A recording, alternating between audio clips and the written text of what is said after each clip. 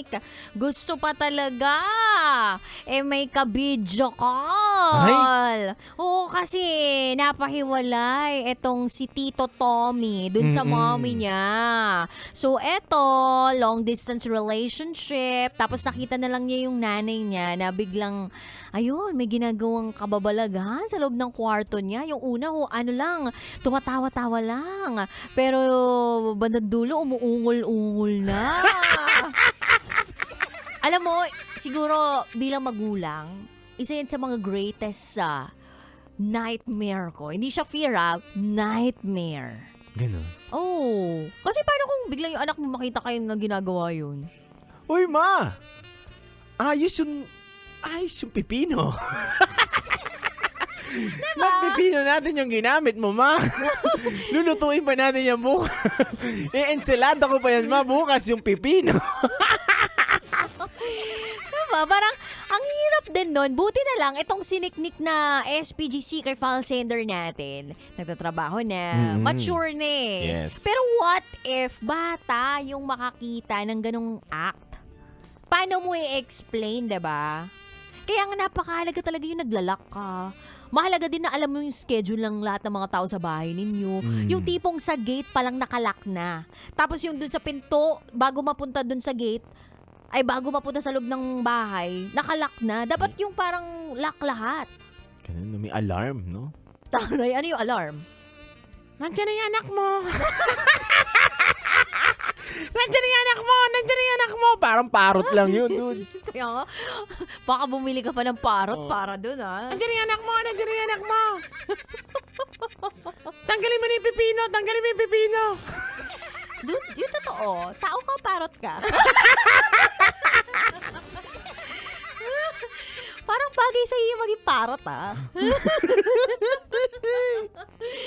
Pero nakakaloka yun. Basta ako, greatest fear ko yan na parang ayokong dumating sa punto na biglang yung anak ko magbubukas ng pinto tapos yung pala may ginagawa kami ng tatay niya na hindi niya pa naiintindihan. Nahuli ka na ba, dude? Hindi ako mahuhuli. Yung ako magpahuli.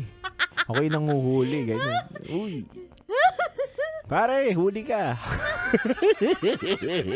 May kaibigan ako na nahuli niya yung magulang niya din. Caught in the act naman yun, As in, nasa sala. Kasi may ibang mga magulang na gusto nila natutulog sila doon sa ground floor tapos sa sala ng bahay nila. Dahil, wala lang, gusto lang nilang malaman kung sino lumalabas ng mga disoras ng gabi. So, one time, yung kaklase ko na to, nagpunta lang ng kusina, bumaba from the rooms.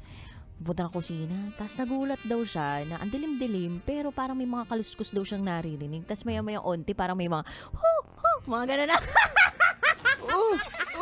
Tapos parang may mga pumapalakpak na. Oh, yan. Yan. Ganon. Tapos, alam na this. Hindi naman niya naistorbo yung magulang niya. Pero, ikinuwento niya na lang sa amin. Yun. Pero, buti na lang, matured na siya nun. Diba? I mean, alam na niya yung gawain yun. Okay lang yun kung mga magulang mo. Kasi ibig sabihin, nandun pa yung init ng pagmamahal nila sa isa't isa, diba? Kahit na nilipasan na sila ng panahon. Mahirap dun, mahuli mo yung tatay mo, yung katulong niya. Yung katulong niya yung kapatong. Pa! Ano yan? Mama mo. Bago mong mama. Hoy, wag ganon! Ay, wag ganon. Mali. Hindi ganon Mali yun. pala. Kala ko ganon eh. So, okay lang kahit yaya ng bata, ganon? Akala ko kasi anak, ako yung dapat alaga. Mga alam talaga ni Titan Jello, no? Mali. Mali yun, dude. Hindi po pwede yun. Mali pala yun. Oo. Masisira ang relasyon nyo doon. Pangarap ko pa naman yun. Hoy! Mali! Hoy! Mali yan! Mali pala. Pero anyway, ako para dun sa nanay ni Secret File Sender natin na si Nick. Huwag mo nang ikahiya yun. Oo.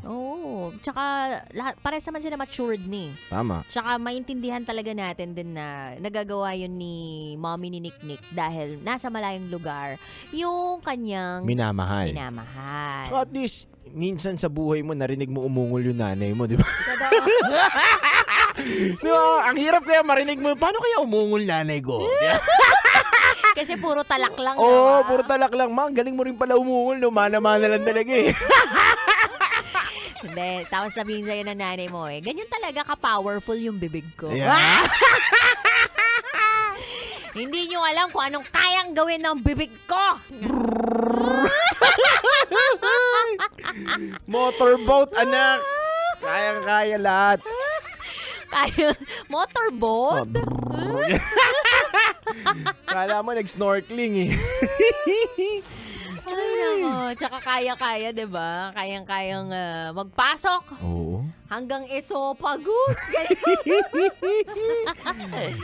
But it's really a good conversation din kapag yung mama mo open-minded, yung anak din open-minded, tapos matured na pares, nasa tamang edad naman na, tapos mas lumalalim yung relationship ng magnanay pag ganun eh. Totoo yan.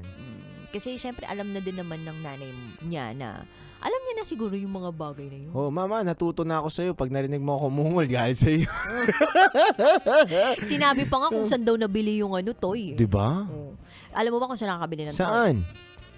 Sa Quiapo, marami. Sa may taas ng tulay doon. Ba't alam mo? Bumili ako eh.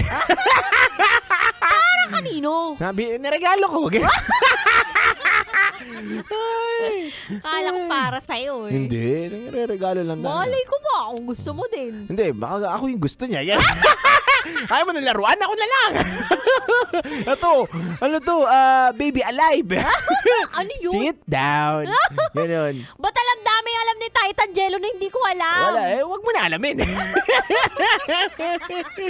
Ay, nako. Anyway, Kabisyo, if you want to share our secrets, share it to us at raketera@gmail.com. Kami po yung magbabalik para sa programang Top Secrets. Kasama pa rin ang inyong Basa Princess, DJ Raketera. At syempre, kasama nyo rin po ang titindig sa mga pinaglalaban ninyo, DJ Titan Jello. At kayo'y nakatutok sa 90.7 Love Radio. Kailangan ba bang i-memorize yan? Basic! This is SPG as in Super Pattern Secret File. Gagawin ang lahat. Metro's #1